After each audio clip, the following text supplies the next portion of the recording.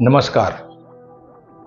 गोजोस्कोपच्या आजच्या भागामध्ये आपल्या सर्वांचं मनापासून स्वागत आहे. मित्रांनो, चीनमध्ये गेले काही महिने, साधारण 1-1.5 वर्ष आपण धरूया, तो स्पॅन मोठा आहे कारण, पण मोठ्या प्रमाणावरती उलथापालथी सुरू आहे. विशेषतः चीनची अर्थव्यवस्था ही सध्या डामाडौल अशा परिस्थितीत आहे. आणि आपल्याला आठवत असेल तर काहीच दिवसांपूर्वी, म्हणजे रादर 2 महिन्यांपूर्वी, चीनचे अध्यक्ष शी जिनपिंग अमेरिकेच्या दौऱ्यावर गेलेले होते आणि तिथे त्यांनी $800 अब्ज मदत अमेरिकेकडे मागितली होती आणि बायडेन यांनी त्यांना शांतपणे पुन्हा बीजिंगचा रस्ता दाखवलेला होता. अर्थात त्या $800 बिलियन चीनचं फार काही होणार आहे अशातला भाग नाही, कारण त्यांच्या जे काही इंटरनल डेप्ट, म्हणजे ज्याला देशांतर्गत कर्ज जे आहे, तर त्यांच्या GDPच्या हे साधारणपणे 253% वगैरे झालेलं आहे. म्हणजे त्याच्यात एक भाग आपल्याला लक्षात येईल की किती मोठ्या प्रमाणावरती हे कर्जबाजारी चीन झालेलं आहे. विशेषतः चीनच्या मध्यवर्ती बँकेनी चीनमधले जे 16 प्रांत आहेत, तर त्या प्रांतांना आणि त्या प्रांतांनी लोकल गव्हर्नमेंट्सना मोठ्या प्रमाणावरती कर्ज दिलेली आहेत.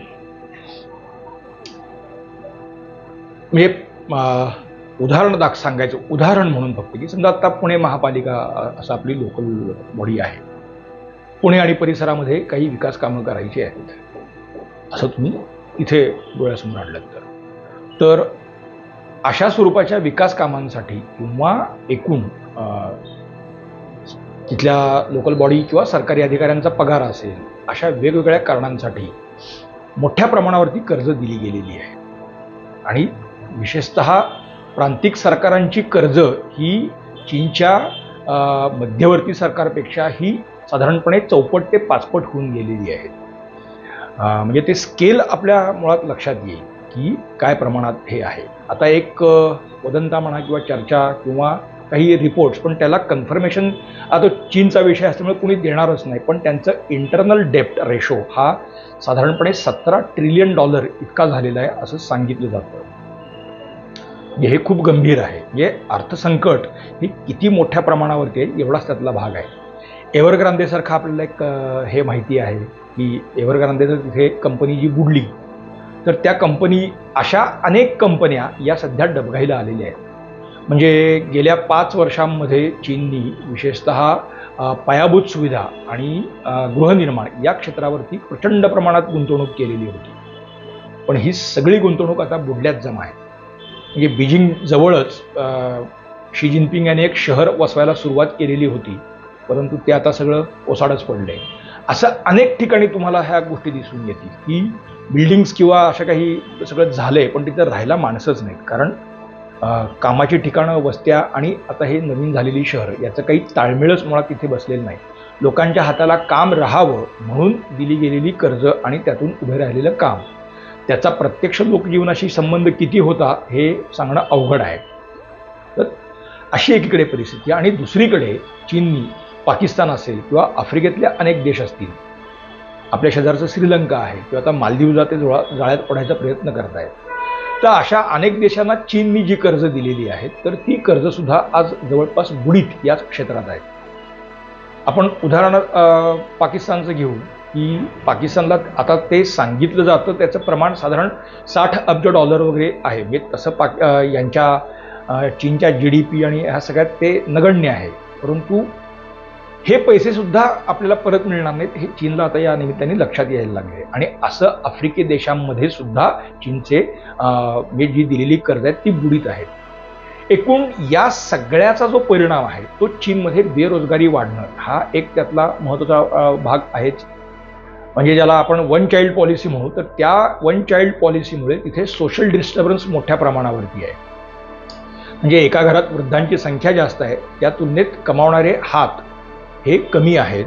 म्हणजे एकच मुलगा किंवा एकच मुलगी आहे, मग त्यांचं लग्न झालं असेल तर दोन्हीकडचे आई वडील, पण कमावणारे दोघंच.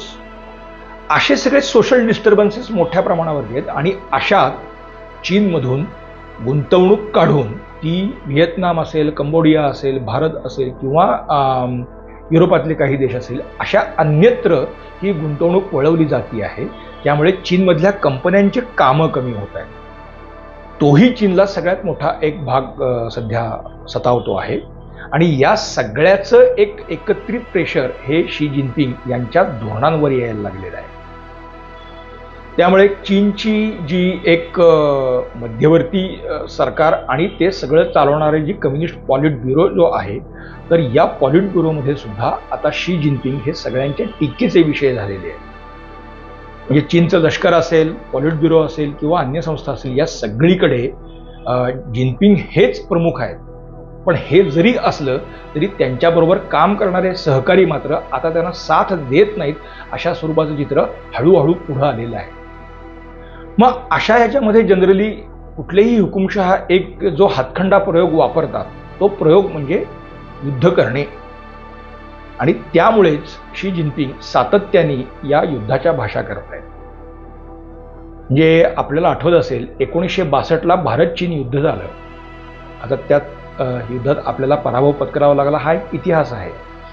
पण ते युद्ध माओनी का केलं हे थोडं आपण जर त्यावेळची परिस्थिती लक्षात घेतली तर आर्थिक धोरणांवरूनच माओ हा अतिशय एकलकोंडा झालेला होता. पक्षांतर्गत त्याला मोठ्या प्रमाणावरती विरोधक निर्माण झालेले होते आणि माओचे आदेश साधारणपणे धुडकावण्याकडे लोकांचा कल होता.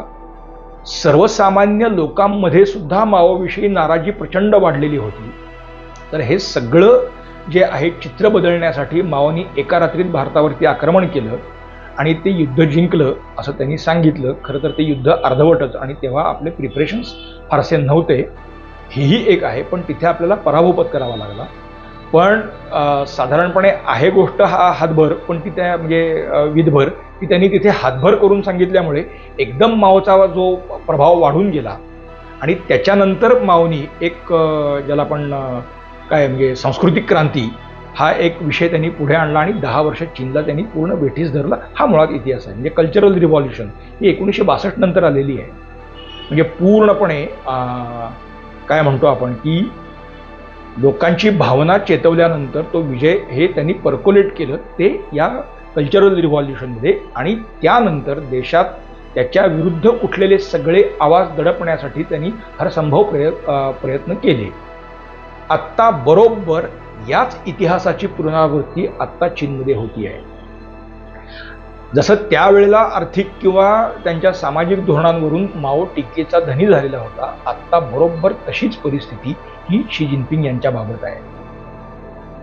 म्हणजे खरं तर तिथे सिक्युरिटीसाठी म्हणजे पॉलिट ब्युरोचे सदस्य असतील किंवा काही महत्त्वाचे सरकारी अधिकारी असतील, मंत्री असतील, तर त्यांच्या सुरक्षेसाठीची एक वेगळी यंत्रणा आहे. त्याशिवाय काही महत्त्वाचे इंडस्ट्रियलिस्ट आहेत, तर त्यांच्या सुरक्षेसाठी सुद्धा सरकारने काही एक यंत्रणा निर्माण केलेली आहे.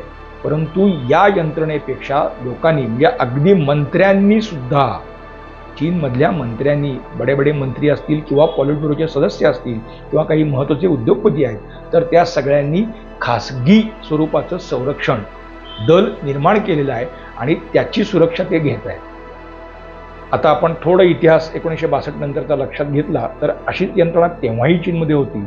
पण त्यावेळेला माओनी रेड गार्ड्स नावाची एक यंत्रणा निर्माण केली आणि त्या यंत्रणेमार्फत त्यांनी सगळ्या विरोधकांचा काटा काढला.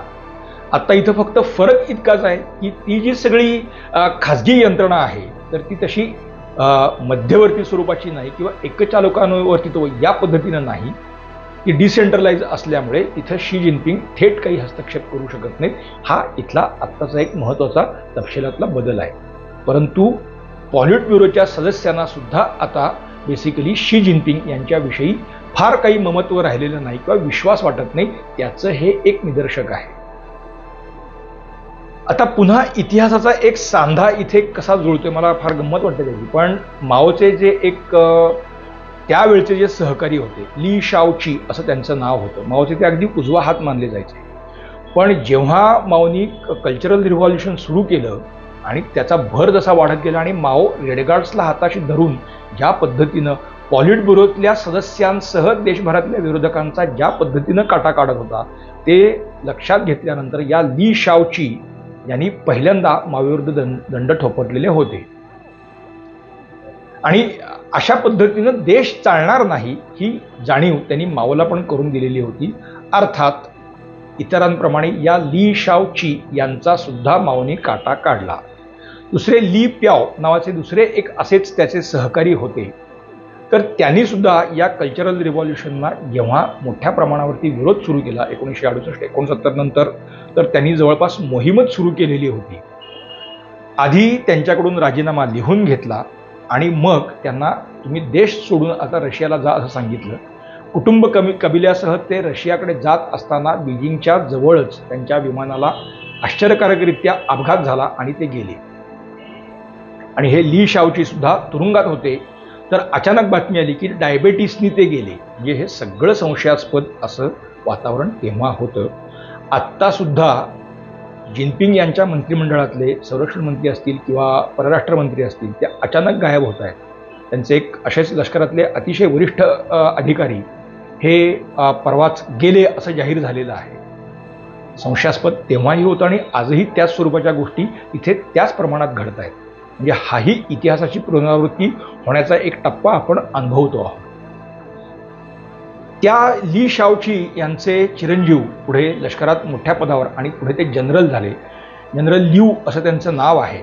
आणि या जनरल लिऊनी आता ते खूप वृद्ध आहेत पण ते पॉलिट ब्युरोचे सुद्धा मेंबर आहेत.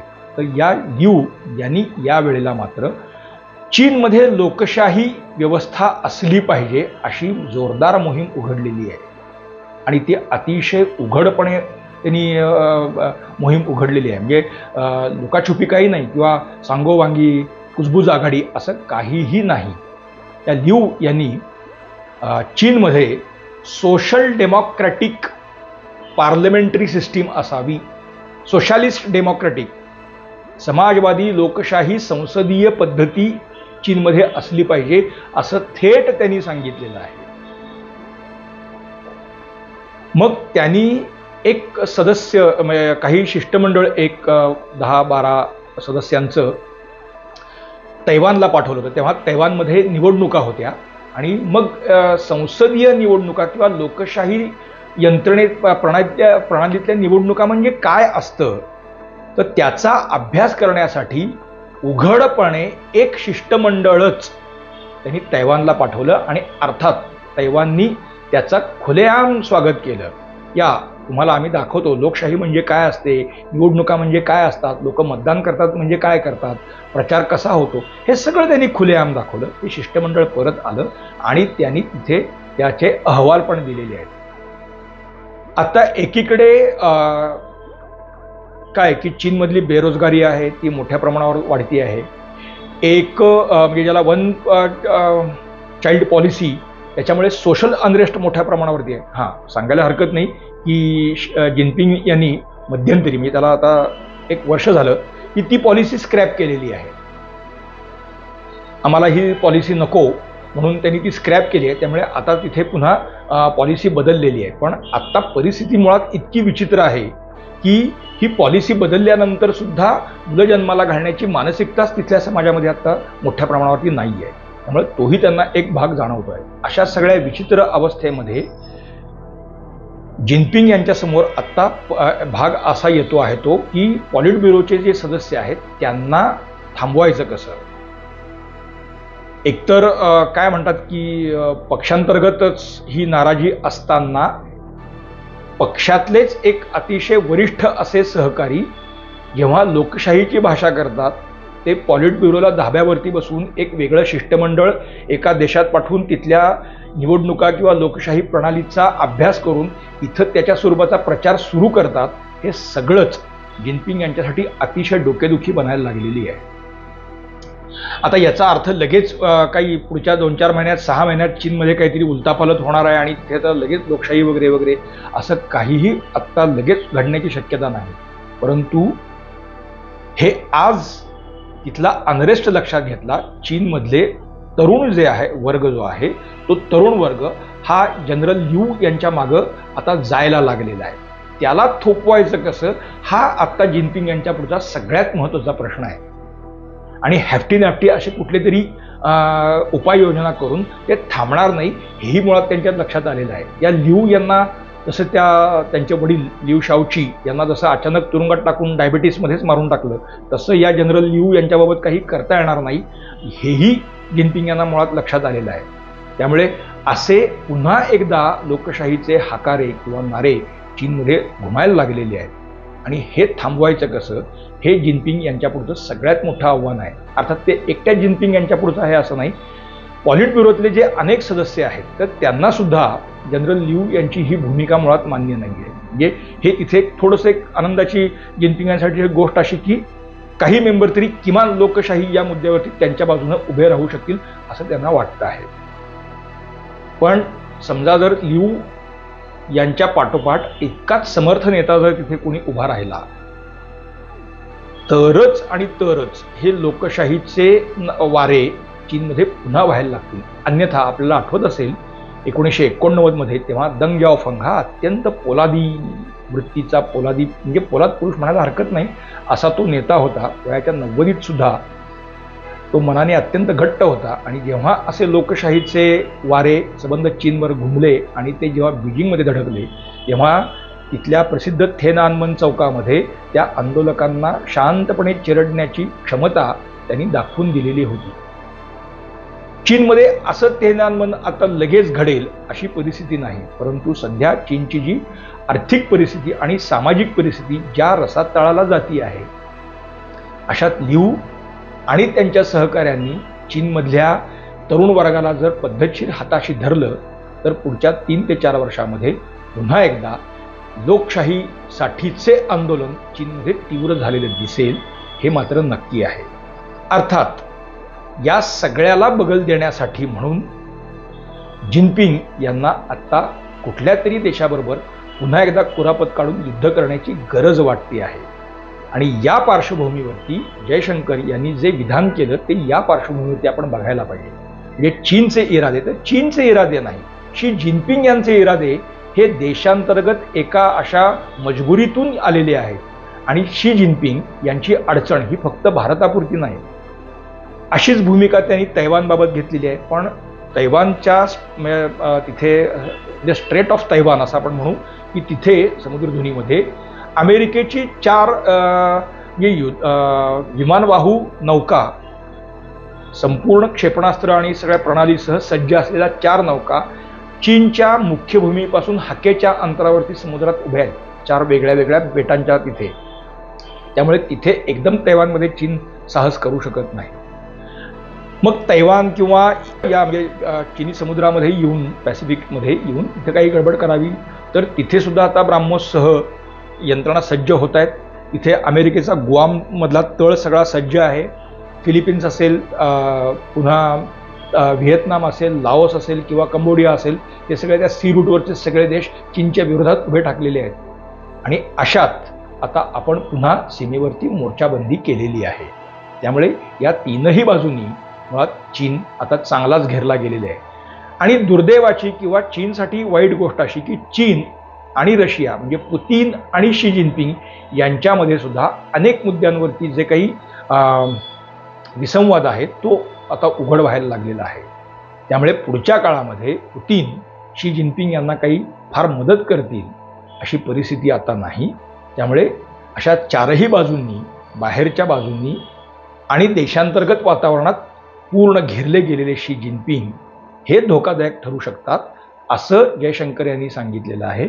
म्हणून चीनच्या आणि विशेषतः जिनपिंग यांच्या भूमिकेकडे आपण बघायला हरकत नाही. पण आत्ता आपल्यासाठी वेगळी घटना किंवा एक झालं तर म्हणून, पण चीनमध्ये हे जे लोकशाहीचे नारे पुन्हा घुमू लागलेत ते कसे आकार घेतात हे पाहणं म्हणून उद्बोधक ठरणार आहे. मित्रांनो, आजचं विश्लेषण आपल्याला कसं वाटतंय आम्हाला आवर्जून सांगा. तुमच्या सूचनांचं स्वागत आहे. लाईक करा, शेअर करा, सबस्क्राईब करा गोजोस्कोप. धन्यवाद.